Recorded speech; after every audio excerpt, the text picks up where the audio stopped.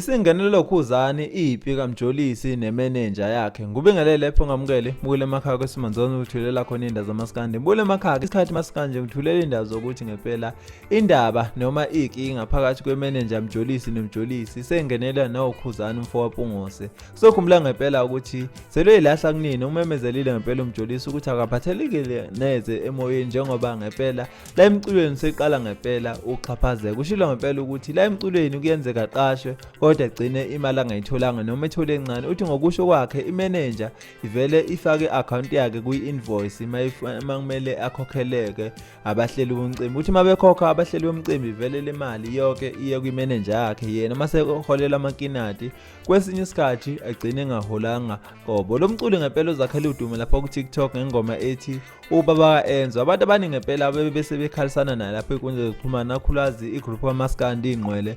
Bese besho ngempela ukuthi kumele kuhlaselwe le manager yakhe eyaziwa ngokuthi uKhizwe eka. uKhizwe eka ngempela ke ubese iphendulela noma ngaphendulanga kakhulu kodwa ushilo ngempela ukuthi mkhaya kwami uwe osebenza kanje. Lamazwi ngempela akakhombisa ngempela ukuthi yena uKhizwe eka ngempela naye uzama ngempela ukuyiphungela kulamahebezi ukuthi kungenzeka ukuthi udla imali zomfana omncane uMjolisi. Uzokhumbula ngempela ukuthi uKhizwe eka ukwaba induna yabalandeli baka DSD kodwa manje ubese imanager yakhe uMjolisi. uMjolisi yasho ngempela ukuthi akaneme ngempela ngaleto eyenziwa uyena uKhizwe eka. Ngokusho Khuzani uPaulile lapha epage naMjolisi ushilo ngempela lokho enguzwayo mfowethu ngithithe eceleni ngeluzwe kahle lolu daba ngempela. Abantu abaningi bakuthokozile ngempela ukuthi uKhuzani ebe nesikhathi sokuthi ufuna ukungenelela kulolu daba ngempela oluphatheka kanjena yena i2000 la uMaskand okuyena uMjolisi. uMjolisi ngempela ke